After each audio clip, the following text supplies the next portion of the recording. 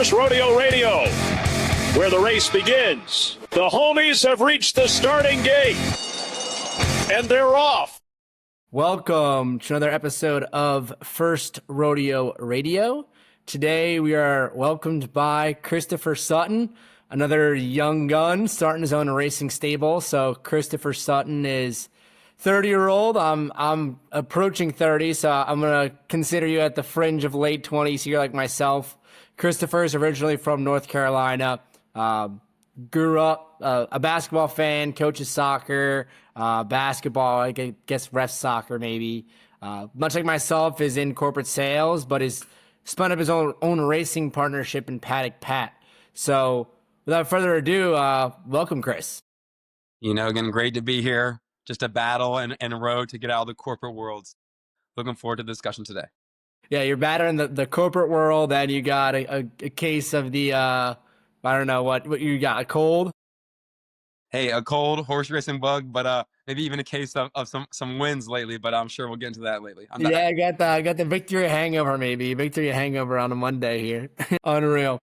All right, so Chris, I guess to start, what would be kind of cool is usually like we kind of tell people a story about how they got into horse racing and then really shift the focus to some of the first they're chasing and then close with ideas to make the sport better. So maybe you could tell us how you caught the bug. Hey, how I even got the flu is, coaching this middle school basketball. Whatever sickness they have, I'm definitely going to get myself, coaching this middle school basketball team. I mean, our final score in our first game was 20-17. So points are but no, again, I think just, going back to myself, I'm from Wilmington, North Carolina, big beach guy, went to UNC, go Tar Heels, go Michael Jordan, he's from Wilmington as well. But, right after school, I worked for the Phoenix Suns, the basketball team. I mean, they were horrible when I was there, but I think it did teach me the sales, life. Obviously I was selling, season tickets for them. I mean, again, we were selling season tickets for like the worst team in the league.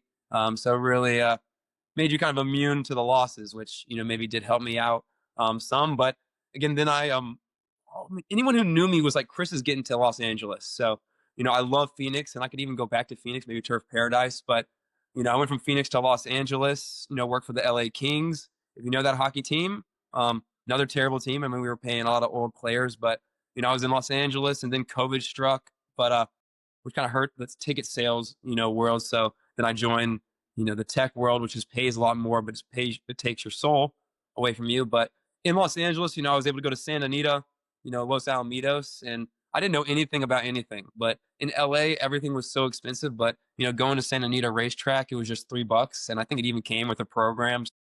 Couldn't beat that. So I didn't know how good I had it, but I knew that I did enjoy going to the races at the beginning of COVID. But then my tech job, became fully remote, which let me work in North Carolina.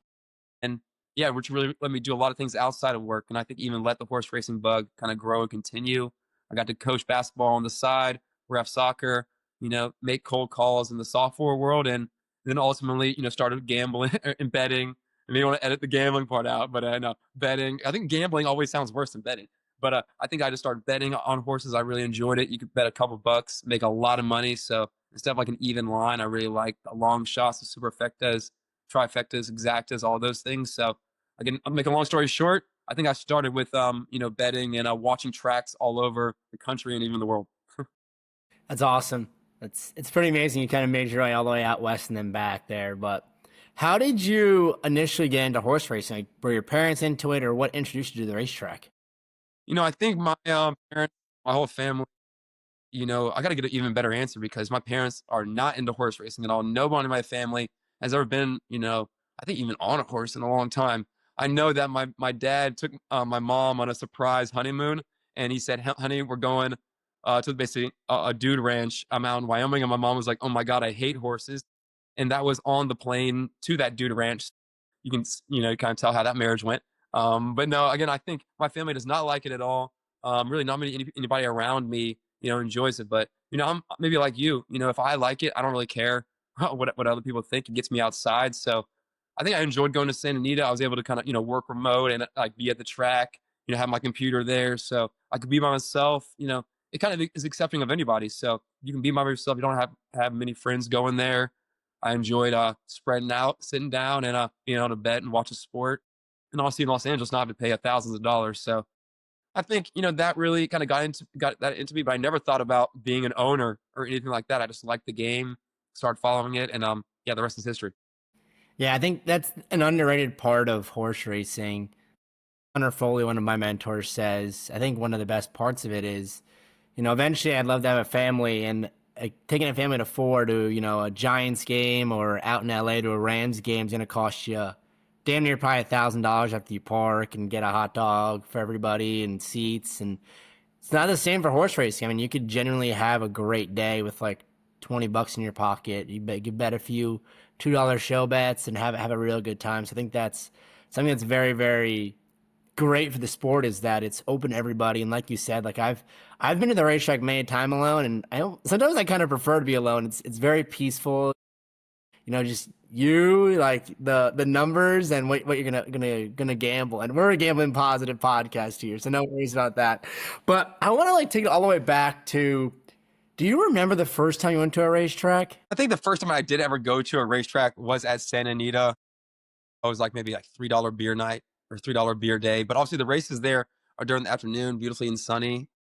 Again, I wish I had a better story. Just for me, I just like doing things. So the first time going to the track was just I've done a lot of things for the first time, but you don't do it for the second time. But going to Santa Anita and having that access, I basically was trying to walk outside, and I had to stop because some horses were just walking by me. So it's kind of just crazy to be right up there. I think even the first one, I didn't even know how to be at the track. Whether in between races, go see the horses. I think that's one of the things that makes me so frustrated about horse racing is maybe 30, 35 minutes between each race. We got to change that. But I think if you learn to make the most of that time in between races, you could really like the track, whether it's, go get a quick snack, go see the horses, go look at a program.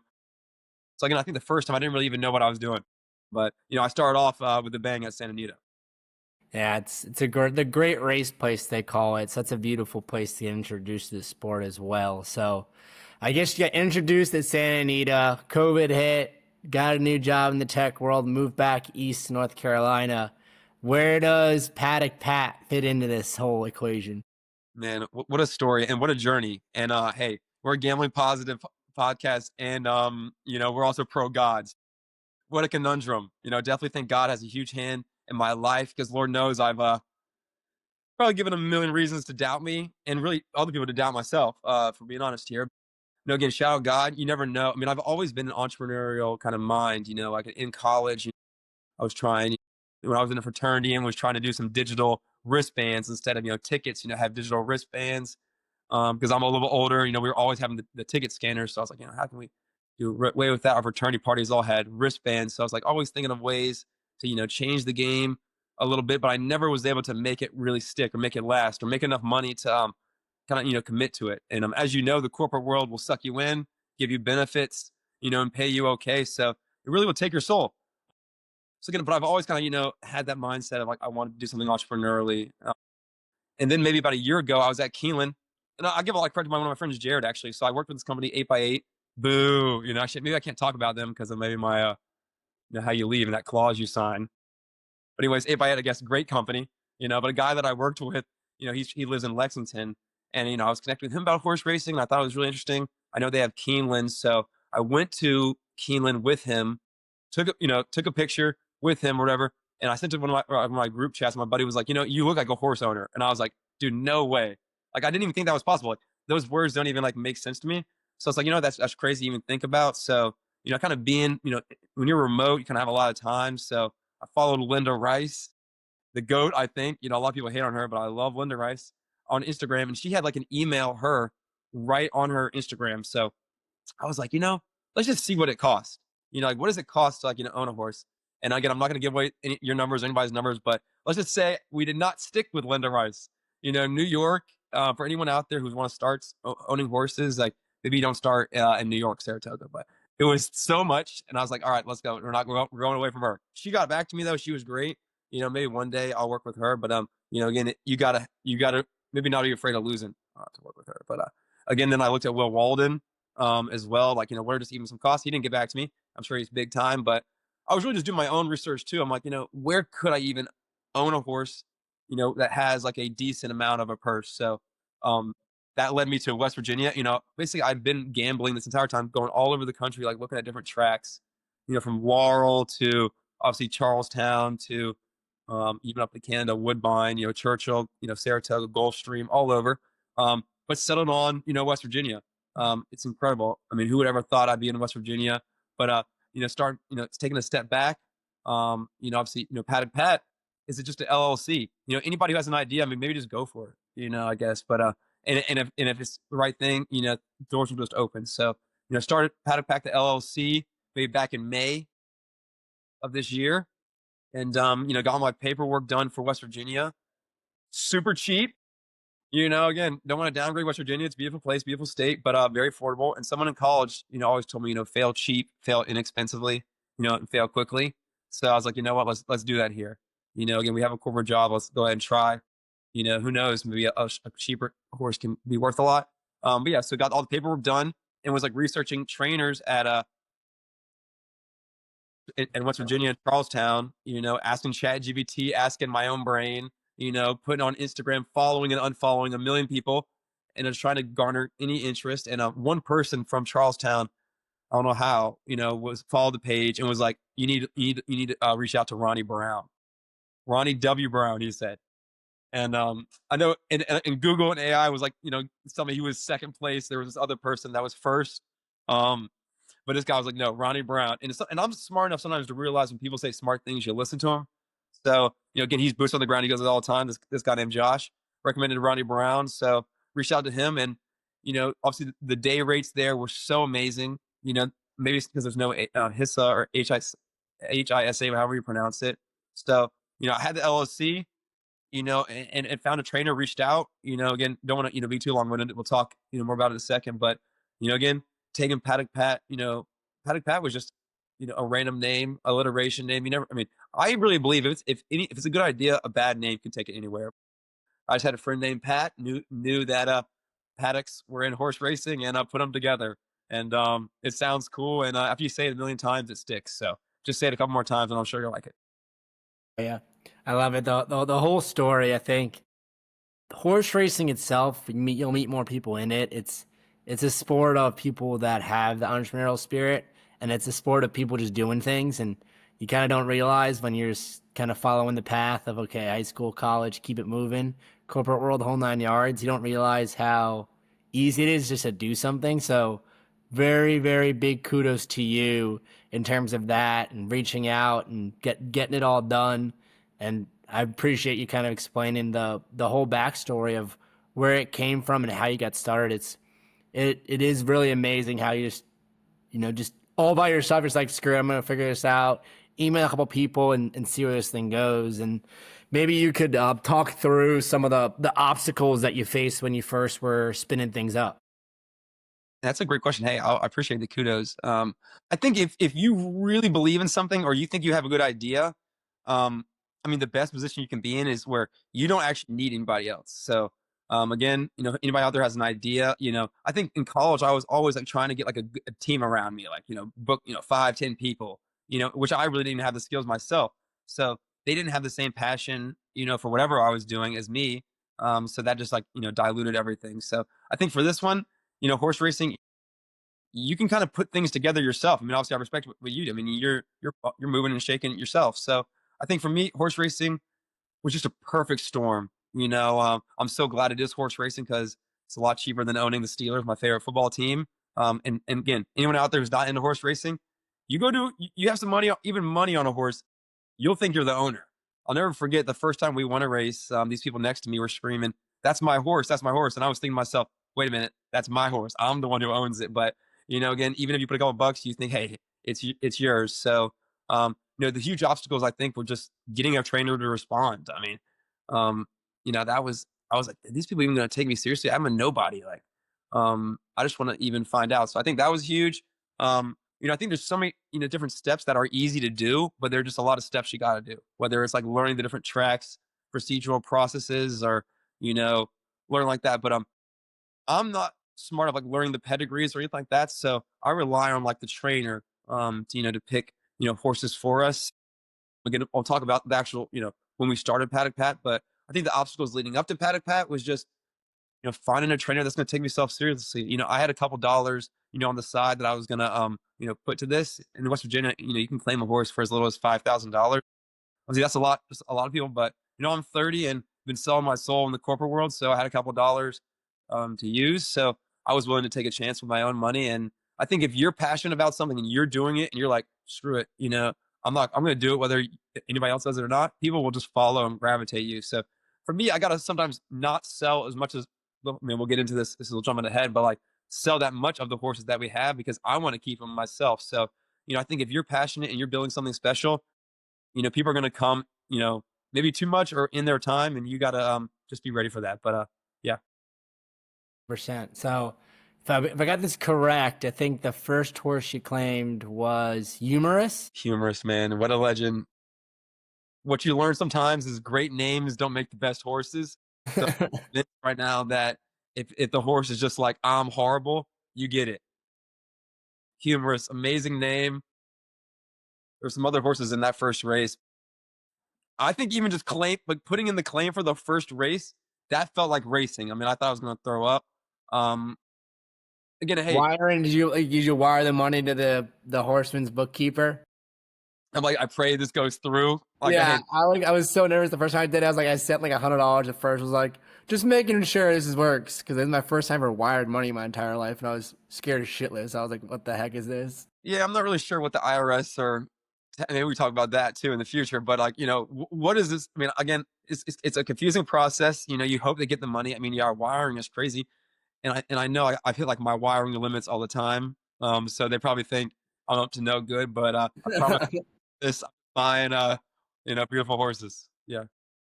So you had Humorous. Looks like he ran twice for you guys, and then was claimed for the same price you paid for. So no shame in that. No, but crazy story there with Humorous. Obviously, again, first race we bumped him up to allowance race, and like from $10,000 claimer, and I might even know what these words means. I'm like, all right, allowance race, let's go, baby. We start off to the lead, and then we got 5th place, and I thought we won the Super Bowl. 5th place, I was like, this is amazing. Like, we just keep grinding. We're gonna win. And before the second race, again, this is like, everyone has different stories when you first talk to them. I guess they have the best stories, but our jockey, no lie to you, got deported 2 days before our race. And he was like, we love the jockey. He was a legend, we thought, got deported, him and his brother. So we had the last minute scramble to get another jockey. That was crazy. But Jorma, if you're out there, we love you. I hope you can come back. But that was a bummer.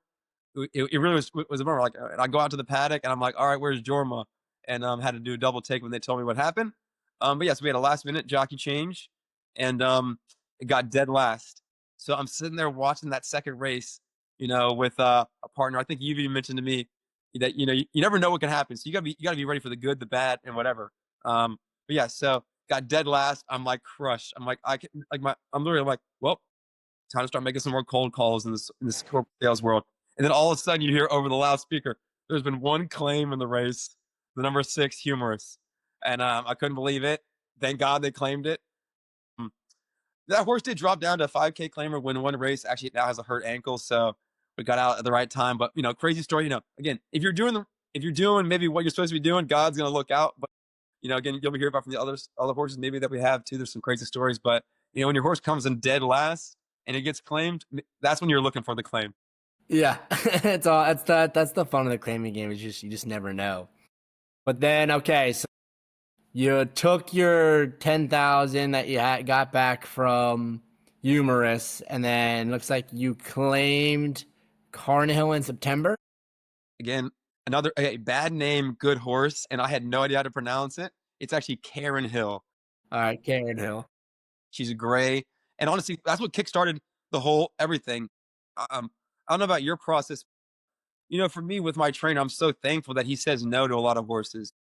I think I even mentioned a horse to you sometimes. Like, I throw out ideas to this trainer, Ronnie, all the time. He probably hates it, but I'm probably like 1 for 100 on horses that I throw out to him that he says yes to. But I'm so thankful that, he's not just a trainer that's going to take anybody. He's like, Chris, no, or, I don't see the upside, or, I couldn't do anything with that. And basically every single horse that he said no to, they all stunk.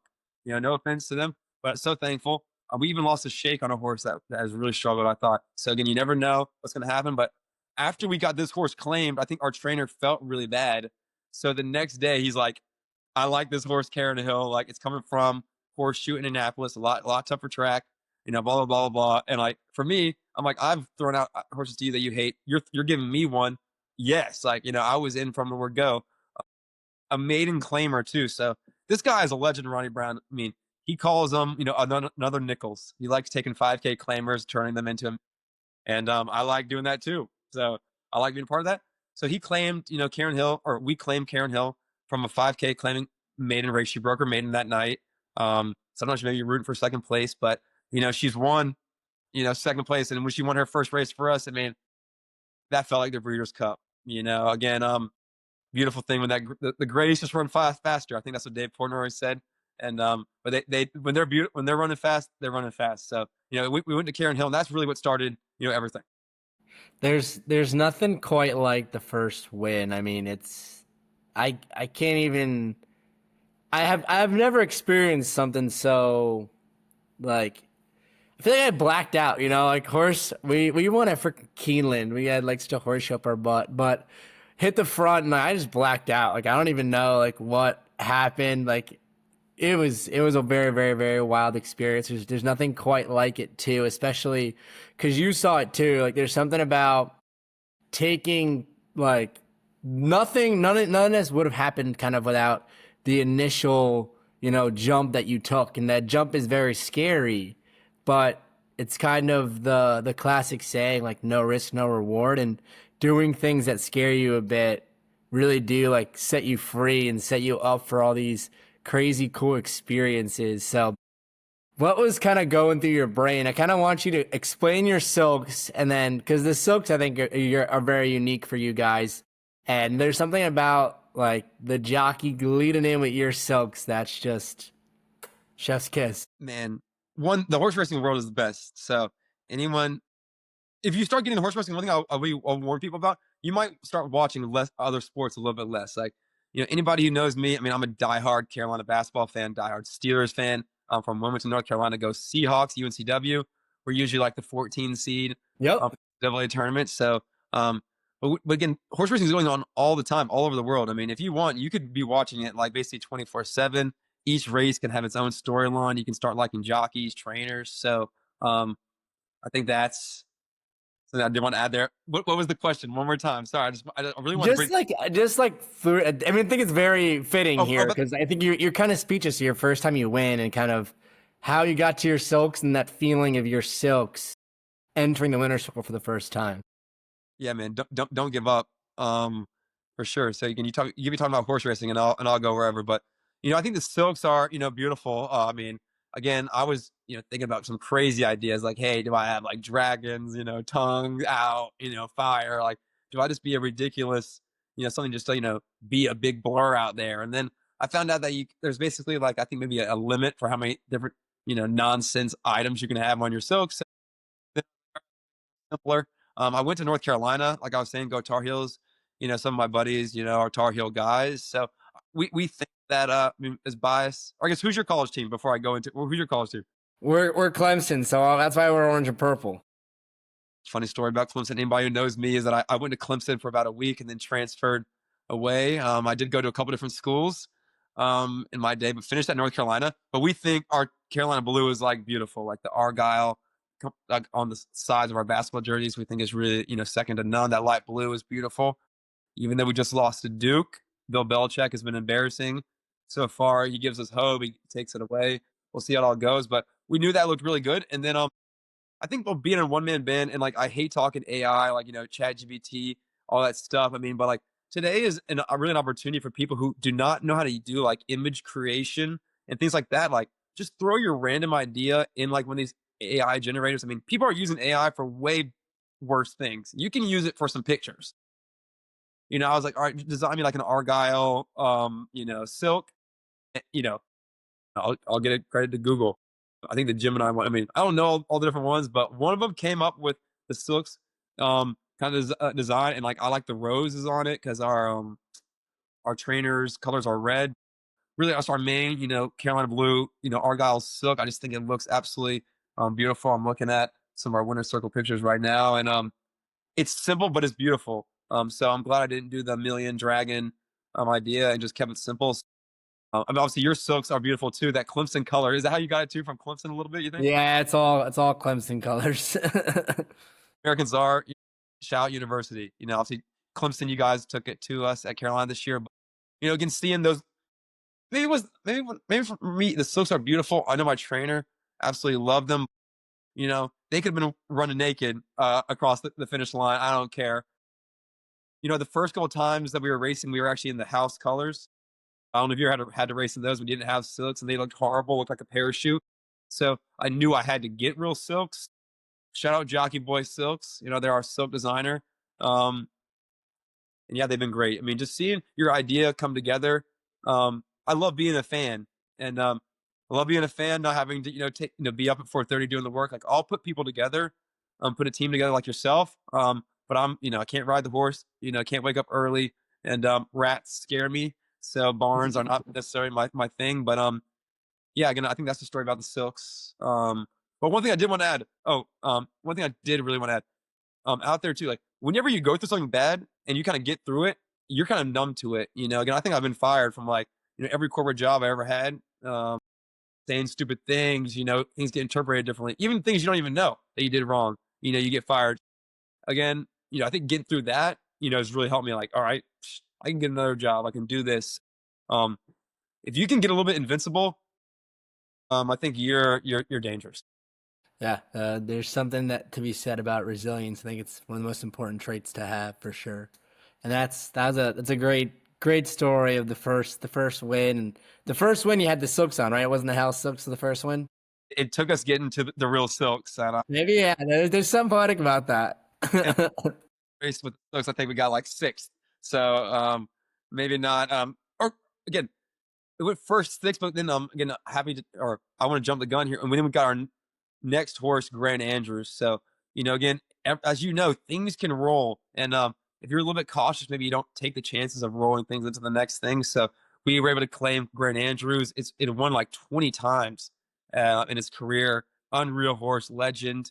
Had the opportunity to get claimed. And Ronnie, our trainer, said this is a good one. So again, I'm 2 for 2 on listening to Ronnie. And, again, when it won that race, I mean, Karen Hill won a 5K claiming race, which was, oh my God, was $1 million race for me. But Grand Andrews won. It was like a $30,000 purse, a couple horses scratched, so the winner got even more.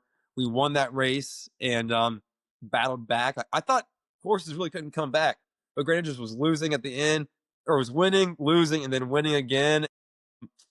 You could hit me with a truck right there, and I would have died happy. But it won, and then the very next time we were racing with Grand Andrews, it got claimed again for $15,000, and basically it got last in its first race after the claims. Who knows the future of that one? So it just seems like every time we were about to be screwed, something's happened. Yeah, Grand Andrews and Karen Hill, those were the first two legends in my book. It's amazing. And yeah, like a big thing we always say is chasing first. So like we're chasing first time owners, we're chasing first on the track. And to that point, that was great telling the story of your first win. What's the next first that you're looking forward to? I mean, I want to get the owner's title at Charlestown. Again, hey, if you're Richard Burnsworth and you're watching this, you have no idea who I am. You have a bowl cut, and don't want to. We're coming. Maybe you clip this out, Richard. I'm coming for you, buddy. But I love that. That's the goal. Again, take over Charlestown. Be the top owner there. Get Ronnie Brown. He's the number 2 trainer there. Get him over Anthony Farrier. He's the number 1 trainer there. He's all over. I like making rivalries. In my own head. I'm a Carolina guy. I hate Duke. You probably hate South Carolina. So, again, I think that can find whatever reason to motivate you. Obviously, you need to work even when you're not motivated. But when you're not in first place, it's easy to find that motivation. Like because you got to move up. So, coming for you, Anthony Farrier, and I would like to be the owner's champ. Would love to be the official owner's champ at Charlestown this year. Get a couple maybe West Virginia breds running the West Virginia Classic. But we're coming. Charlestown, owner's title. There might be 25 people there cheering us on, but we're coming. I love it. And then what's the ultimate first that you guys are chasing? I think the ultimate truly is sustainability. Leaving the corporate world, like never having to make a cold call about software ever again. That is truly what I'm chasing. I want to do a lot of good you can do a lot of, every time you get 100% ownership of a horse, you can, divvy out a lot. As you know, a little bit of percentages in a horse can go a long way. So if you start at 100, you can divvy out a lot. I think ultimately, maybe, the Derby, the Preakness. I know the trainer said his goal is to get to the Preakness, but we'll battle in those, arenas when we're ready. But obviously there's a lot of money to be made at West Virginia. I mean, they have a casino, and you have to walk through the casino sometimes to get to the track, and there's a lot of people losing money on slots that are funding the purses at Charlestown. So thankful for that. So there's even $1 million race at Charlestown in West Virginia. So I would love to have Flavien Prat somehow be my jockey, my favorite jockey. Love him. And obviously I saw him a lot in Santa Anita, him and Juan Hernandez. So when I came back east, he came back east. So been following Flavien Prat. He has no idea who I am, but again, would love to have him on there. What about you guys? I know this is about me, but what would be your ultimate? I mean, I think maybe we're all trying to get the Derby, but is there anything besides the Derby that you guys are chasing? Yeah, I mean, I think what you said there is really key in terms of making it sustainable. And for me personally, kind of like what First Rodeo's mission's all about is really about making horse racing normal again. Basically, I want it to be part of the popular lexicon. NFL. What are you saying? That's the ultimate goal. Is make it as big as the NFL. And I always tell people, like, I'm shooting for the NFL, but I'll settle for the MLS. I just think it's the greatest sport in the world. Animals are magnificent. The entire ecosystem, I think, is amazing. I've met so many great people through horse racing, and I'll continue to make new friends. I mean, we ran into each other at Churchill, and sharing that common bond of horse racing and of the horse, and surrounding, the people around the love of the horse is second to none. And there's the big days are very, very fun. The pageantry, all that. Like, I like it. Like, it's great. It's a good time getting dressed up. But like, for me, it's the horse, the ability to compete, and then the ability to share that with, friends and family. There's really nothing better. And then there's so many rags to riches stories. It's not like, even college football now, I feel like has gotten a little bit dulled down by this NIL era. You just kind of buy your way to the top, where in horse racing, Rich Strike was claimed for $30K, and yeah, Godolphin got their Derby win this year with Sovereignty. But before that, some random bloke with $30K, won the Derby before, some sheik out of Dubai has dumped millions and millions into the sport. And it's not to shit talk. I think what Godolphin does for the sport is amazing with the flying start and the whole 9 yards, but it just goes to show you that even though it's a sport of kings, I think it's a sport that could be loved by all. Starts to love the horse, and then there's so many other reasons to love it. So many, and you can do it in so many different ways. I mean, I encourage people to keep watching, keep betting. Keep working. Like, if you want a job that actually you're going to do something with your hands, and you hate what you're doing, go to a track, and they're like always hiring. I mean, I was at Charlestown one morning just watching these horses at practicing the gate, and this guy was trying to hire me, and I'm like, that's a little dangerous for me. But again, if you like kind of being out there, I mean, the industry is incredible, and I think if it's taken this many blows and bumps along the way and it's still standing, I mean, I think the sky's the limit. I mean, again, talk about negatives that horse racing has had over the last 100 years. I mean, the rise, the fall, I mean, the deaths to the people, to the animals, to everybody in between. I mean, again, just the fact that it's still standing, watch out. I think horse racing is dead. I think horse racing is on the right path, and I think there's a lot of positive momentum, and I'm excited to continue to usher in this next era. And to that point, I think one of the things I always like to talk about is I call it, the magic wand question, and we'll get back to other questions. I want to get this one out of the way, though, because I feel like it always opens up so many different places. If you had a magic wand, so money doesn't matter, getting everybody to buy in doesn't matter, you've got it all. What would you change to make the sport better for the next generation? And hey, we're trying to actually grow it into the next generation. So maybe people who are not talking about it just and doing it. I think help to grow the next generation is you get interested in yourself, and other things will grow. I think the word of mouth, the referral is going to help things grow. Definitely. I think if I had to make magic wand, I would love to have those little, and it's going to sound lame, those little ankle, also braces that the show jumping horses uses. They almost look like kind of what the offensive linemen wear. But just when they're running, to have that brace, on their legs, again, it might make them a little bit slower, but as you know, I mean, you could take an hour to finish a race, but if you're first, it doesn't matter. So I think that, keeping the braces on, let them maybe run with bandages, again, maybe it's not as sexy, but there's only 5 people who are at the track anyway. And, unless you're at Churchill, and the quality of the video streams are not that great anyway, so you can barely even see their feet. You can think that they're just part of their hair. So, again, I would love to do that. I'm obviously a little bit into harness racing as well, thoroughbred and harness racing. I would love to see outriders at the harness tracks. I mean, the one beautiful thing about thoroughbred racing is the money. Even at a lower level track like Charlestown, I mean, there's outriders all over. You fling off, you're going to get protected, and the horse is going to get wrangled up really quickly. I was at a harness track, 3 buggies crashed, and these horses were running around for like an hour. They had to like wake up. I felt like old Bessie in the barn to go try to chase them, and it was horrible. I mean, one horse like jumped up, broke its leg right in front of me.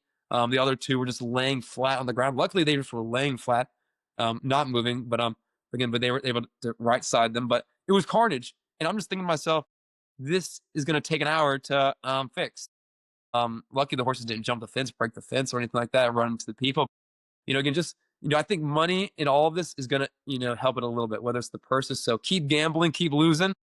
Your superfectas, it will help things out. But I would like to see outriders and harness racing, something to improve that because those tracks are all over too. Maybe people can go to those, not thoroughbred tracks, but that feels dangerous when the buggy gets tangled up. Yeah, would love to. Oh, another magic wand thing. Can we please, like I said early, lower the time in between races? I went to freaking Belmont, Saratoga, and I think this year was longer because maybe some of the races even scratched or something. But yeah, I canceled a bunch of races because of the rain. Yeah, it was like an hour and 15 minutes between races, and that is how you lose people, I think. I think a lot of sports, they do things in between races to get you. I mean, there is a lot going on, but since people are not necessarily going to the track, they don't spend the money on in-track entertainment. But I would love to limit the time in between races. Get to 20 minutes. Can we just do that? But again, people are betting on their phone anyway. W's betting at the last second anyway, so can we just lower it to 20 minutes? But that's just my yeah, all good ideas. I think it's a big point too. I think a lot has been done for horse safety, horse welfare in general over the last few years. And I think we're making strides in the right direction. I think we'll continue to make strides for sure. One of the questions that I had for you is, I'm honestly just like curious, how many, you said like some of the horses, you'll sell pieces of the whole 9 yards, I guess. What all is your guys' model like? Are you selling certain percentage of each horse? So you guys retaining a certain percentage? Maybe talk me through that a little bit. Yeah, sure. And first of all, I don't really know anything about anything. I'm pretty dumb. I think none of us do. I'm like dumb smart. I like to, put a good team together. In college, I was always the guy setting up the intramurals, and I was not necessarily the best player, but our teams were pretty good. So, I like kind of being that like 4th or 5th best player. I like to kind of like, go in that kind of style. But I think one thing I did want to really mention how I got into horse racing is that Fox Sports having horse racing on TV was so huge. I mean, all those guys, whether it's Andy Sterling, I can't remember all the names, but like having that on TV was unreal for me. Because baseball season is so boring. So I was able to watch it on TV, and like those guys, like kind of would explain like this is a claiming race, this is a maiden claiming. Maybe these horses all stink, so maybe you bet on a long shot. So none of the strategies I ever tried really worked, but it was fun to kind of think about it. Like hearing them talk, debate it, that was really really cool. But no, for me, our business model is probably a little bit different. I mean, again, I've been listening to podcasts, whether it's yours, Next Gen Thoroughbred, Daily Racing Forum, like they had some people on, and it seems like a lot of people like will sell like again, I don't really, people do it differently than us. And for me, let's just say my notes section is getting very full on my phone. I got to get QuickBooks, I got to do all these things, but basically, I claim the horse, and 50% right off the top. And this has been a smart move for myself, and maybe even going through this too much right now, but half of it, the ownership stake for me automatically goes to the trainer. So every horse that we've been owning has been partially owned or half owned right off the top with the trainer. And I think that's helped him say no more to horses, maybe helped him maybe get locked in. And, he's going to make sure they're going to run good because he's not just getting the training bill. So I've learned that, if you're making, even 10% of earnings, you're making a lot. So you go on My Racehorse and you can get like 0.01% for $100. I mean, what kind of bull crap is that? What kind of waste of money is that? So for us in West Virginia, we just go on each horse. So, if it's a $5,000 horse, we'll put basically a year's worth of training bills on top of it. So around $2,000 a month. So if it's a $5,000 claimer, we'll just say it's $20,000 and, we'll just sell it as that. So, the people who are buying in never have to pay. I'm sure like it's hard to get money from them every single month, which is a pain. We have one guy who's really into it. The 10 or 15 owners that we have so far that's obsessed. He pays a portion of the monthly bills every month. He keeps up track. I don't even have to keep track, which is amazing. He's like the most into it. You're going to need a couple into it people. You're going to need a couple whales who don't care and a couple people who have little money who care a lot. So for us, again, 50% will go to the trainer. That cuts our training bills in half, cuts our medical bills in half. So, for me, I want to fail cheap, fail inexpensively. And, maybe we would have made more money if I didn't have to, give that up because we have been doing well. But yeah, that's really helped us out. And, yeah, so from the next like 15% of it, I'm selling it out. I'm selling it to my, my buddies, anyone who will listen. I will like, hey, we buy it, and it's really easy for them to calculate. If they want to, buy 1%, it's gonna be 1% of 20,000. Every time we race, they get 1% of the purse. That's just how we roll. Everybody's made all their money back, and then some so far. I know it's gonna go downhill quickly. But, since for me, I'm only selling around 15%, I'm able to pay them out instantly. Right after the race, I ask them, hey, do you want your money or do you want to roll it into the next horse? And if you get people excited, they just roll their earnings right to the next horse. You keep claiming, keep claiming, keep claiming. So the money has been, returned, spread out. I'm sure it's going to go bad so far. But if you have some early success and you are willing to take some chances into some more horses, one horse can pay for all of them. Just try not to get too leveraged myself. One of our horses, I just got a little ankle injury. So, got maybe put him on IR, little ice. But, again, you never know what's going to happen with all your horses. And you got to make sure that, all the people that are involved know that you might lose every single dollar that you make, that you might not get anything back. But, if you're passionate about it, I think you're going to you're going to keep doing the right things, just like you, people are probably like, I don't even know, but here's money. And you got to be diligent with that. And thank Lord Jesus Christ that he's pushed these horses over the line. So that makes you look a lot smarter. But yeah, so we just basically sell out a percentage of each horse. And I have to keep track of Jim owns this and this one. Johnny owns this and that one. And that's just how it goes. Good deal. What's been two-part question? I feel like I'm famous for asking two questions in one. I can't just ask one at a time. What is one thing that surprised you about, I'm assuming a lot of people are probably first-time owners, so what's surprised you about what the questions people have asked? And then what are some of your ideas to make ownership more fun for people? I think what was the first part of that question again? Sorry, I asked like 6 questions there. What has surprised you in terms of, I'm assuming you probably have some seasoned vets and some first timers. What surprised you about the questions people ask about their horses? I think if you get the right people, maybe you don't want to have that many people that are, maybe sometimes you like the people who are just sports fans or just your buddies or, even want to see it as a chance to make money. I mean, golly, my friends who are into cards, everyone's looking for their next rich scheme. So, I would say people are only asking like, when's the next race? I think I'm hitting them with updates before they even ask the questions. I think that I have one person who will be asking one of this guy named Josh, he'll ask me a lot of questions. I think what surprised me is how accessible and how doable the horse racing thing is, that there is value in the claiming game. People, as you know, are always trying to steal a race. So there will always be another horse, in my opinion, always be another opportunity. You don't necessarily have to spend $1 million. For us, our 5K claimer, I'm trying to retire right now because of our 5K claimer. What an opportunity. Yeah, so I think there's value in any type of horse. So, you look for a 1-to-9 shot, that gives you your best chance. So I think that what surprised me is just how, doable it can be. If you spread out the risk, you can last maybe a long time doing this thing. I think another thing that surprised me is how little in my family and my maybe people who are not doing it are maybe even as supportive. You know, they don't even they think you're crazy. And so for me, I tried not even to bring it up. Like this is maybe some of the first time even being public about it. It feels like I got to keep it under wraps. But now since I'm winning, it is hard sometimes to, your pride is like suck. With all due respect, suck it. Like take that. To people who didn't believe because there's a lot, and they don't.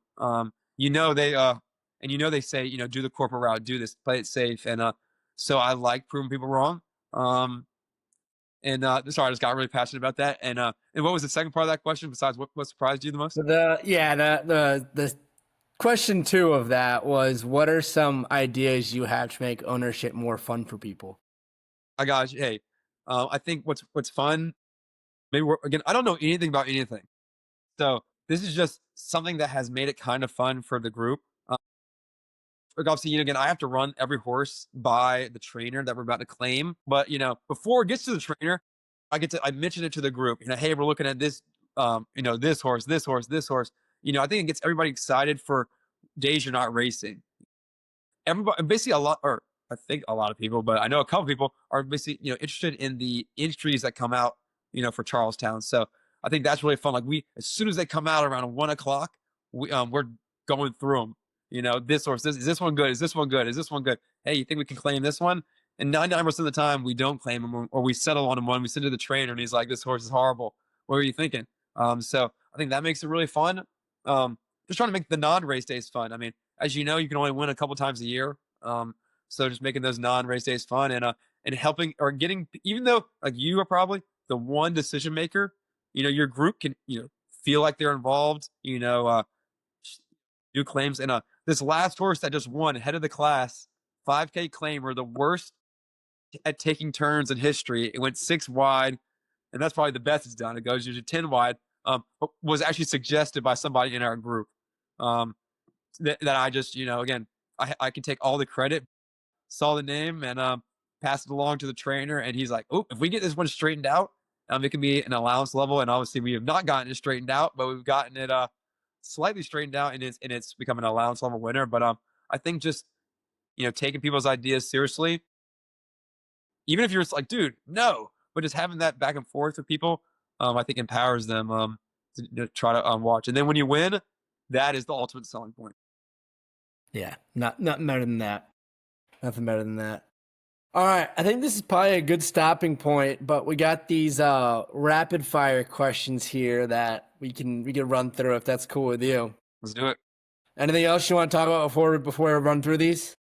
I mean, I really appreciate that there's somebody else, doing it. Obviously, you're ahead of me. I mean, meeting you when I was walking out of Churchill Downs is a God thing. Again, you're competing with the big boys, so I hope you stay rested. I hope you can quit, the corporate world. And I appreciate you having this conversation. And there is enough money and enough races for us all. I think even the ego in myself is like, you're competing against everybody, but there's enough states, there's enough races. I mean, there could be 100 new owners at a racetrack, and there's enough races, enough distances, enough different styles of racing that you can all eat. So there's enough gamblers losing money to supply the purses for us all. So I want to get that. Yeah, we'll probably get to the point where if we face each other, it'd be a fun rivalry, but I don't see anybody that I'm up against. There's a certain trainer in California, I won't say his name, that I would love to beat, but other than that, like I see us all as I'm so mission driven and like making horse racing mainstream again that I think that what you're doing is amazing, and I want to amplify that you exist and get the good word out there. Thank you. Hey, and the trainer for you in California and for me is, I can say his name, Anthony Ferrier and Richard Burnsworth. We're coming for you. I love it. I love it. But it's fun. There's a lot of different ways you can make it fun. Is what I'll say with the horse racing world. 100%. All right, let's rip through these rapid fire questions. All right, favorite racetrack? I think anybody knows me is I go to a lot of different tracks. Like I will go solo around the world, from Woodbine to Calgary. What is my favorite racetrack? I think Churchill Downs is my number one track. It's so beautiful. It's so massive. I like going on a non-derby day because you can sit in all the different seats and feel like it's incredible. Saratoga is incredible. I mean, I don't know what they call it, but those little rings or the paddock maybe even, Paddock Pat, shout out, but where they walk around the horses. Each horse at Saratoga gets their own like tree to walk around. So I thought that's really crazy that they really just go above and beyond there. I loved Gulfstream, one of my biggest superfecta there. I think winning a bet will make you come back forever. I go to Laurel all the time. But probably my number one, obviously I love Charlestown. I mean, it's neck and neck probably between Charlestown, but I would say Churchill Downs. All right, good answer. All right, favorite horse of all time. I mean, it'll make you, I mean, I think this also helped me get into horse racing. I'm glad you asked about this. And I think, over the summer, whenever you're having a bad day, I'll cry. I'll turn on Cody's Wish highlights. If I ever can have the chance Oh, to name, yeah. I'll say I'm a little bit of ways of naming a horse because that's big money. Claiming horses, you can't name them. But, seeing Cody's Wish, that story, it was just amazing. I would love to name a horse inspired by Cody. It beat National Treasure Flavian Pratt. So, it's got to be special. He's my favorite jockey, and I still like it. I was at the Belmont this year, and Junior Alvarado was like so friendly. I mean, he was just out in the open, just watching replays. Anyone could just walk up to him, and he was like angry watching the race. I mentioned Cody's Wish, and he like completely changed his mindset. So, I mean, Cody's Wish, amazing story. So crazy that the guy passed away like a day after or hours after the last race. I just went to Kentucky Horse Park, saw the Cody's Wish statue, and I'm glad that Lexington. Anybody who hasn't been to Lexington, I mean, I'm so glad there's like a city that is like obsessed with horses. So, if you need to get your little fangirl life out, go to Lexington and spend a week there. Yeah. All right, favorite race to attend. So big stakes race day. What's your favorite one to attend? I've been to the Derby. I've been to stakes races at I think it's Colonial Downs. Is it Virginia? The governor was there. Derby, yeah, Virginia Derby. Virginia Derby, yeah. And I was like, I have to pay now because like usually it's like basically free. And I was like, that was annoying. I would say I kind of know. I mean, again, anybody who knows me too, I like sometimes my breaks, my like step away from the lights, and I can be social, but I like to step away. So in the Derby and those things, you don't get a chance to do that. So I'll take a Wednesday at Churchill Downs over any stakes race, any crowded day. If it's not crowded, I will love it. You give me a chance to bet some horses, I'm gonna love it. But I would say, the Thurby, the Kentucky Thurby. Derby, yeah, Derby's a good time. All right. Next one is, so now it's like could be horse related, could be unhorse related. I feel like you've given a lot of good advice to the listener, just kind of telling your story. So here's a good one. What is something you believe that others think is insane? So like a contrarian opinion of some type. And now you're making us, think here. I think the biggest thing about myself is I'll just do it. Whether it's I'll go for it.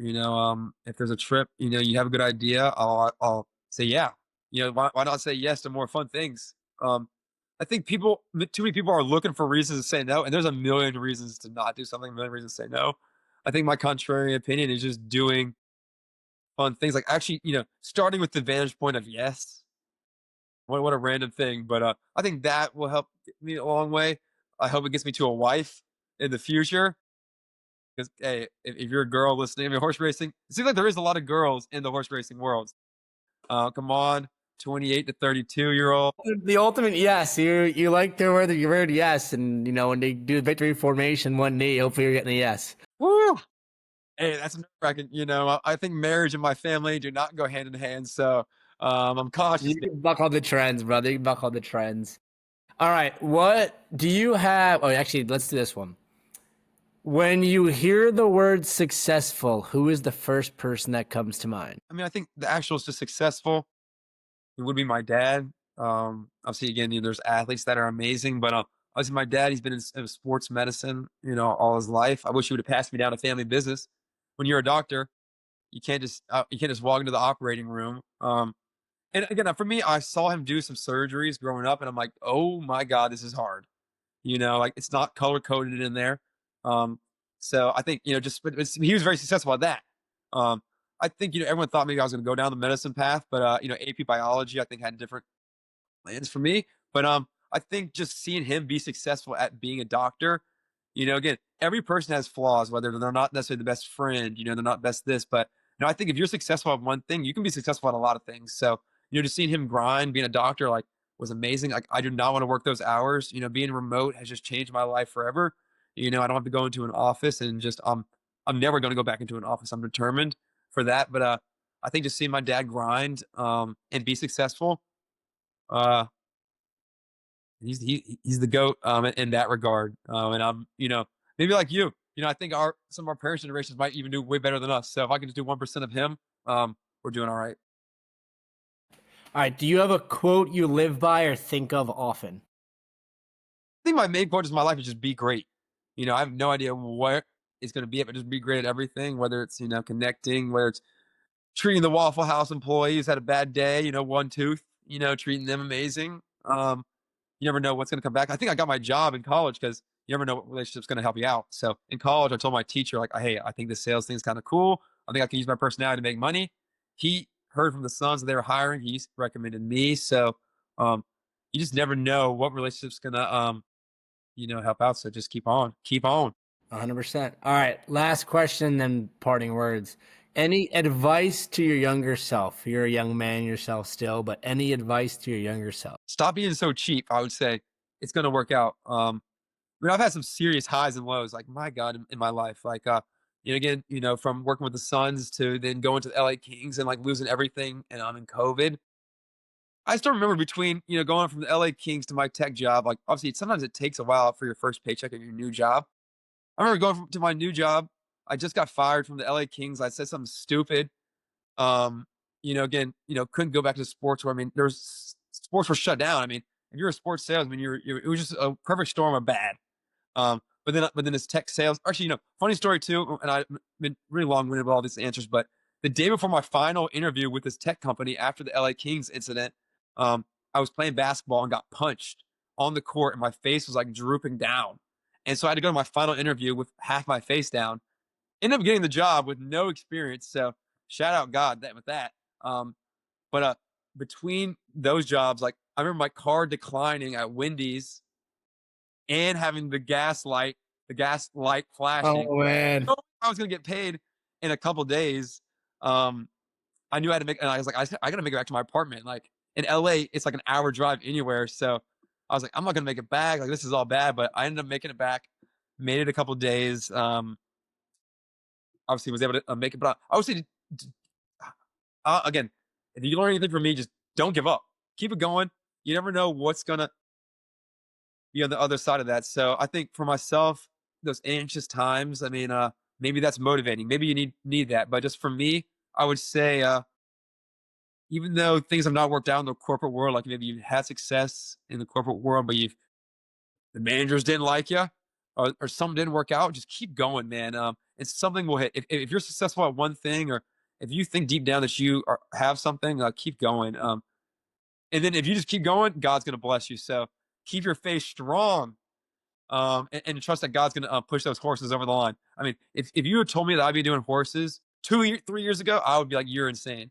Like, I'd be like, I'm going to be selling software for my whole life, just trying to build up my 401k. And it's just amazing where if you're doing the right thing, if you're actually doing the right thing, doing what God's maybe, trying to have you do, you just got to hold on like the horse down the stretch, baby. Because things are going to be going good. I love it. I think it's a great place to end, Chris. That was an unreal monologue there to finish us with I think that was just great. The way you finished it with, just hold on like the horse down the stretch. So I love that. Thanks again for joining us, Chris. This was a very, very, very fun conversation, and can't wait to continue to follow Paddock Pat's journey. Follow you guys on Instagram. I don't know if you guys have TikTok or anything else. I don't. So Instagram basically only. Maybe get to Facebook, and if you say it a million times, Paddock Pat will not tongue tie you. Paddock Pat. in your sleep. But no, enjoyed it. See you in the winner's circle, and let's go. Don't give up. Have a good one. Oh yeah.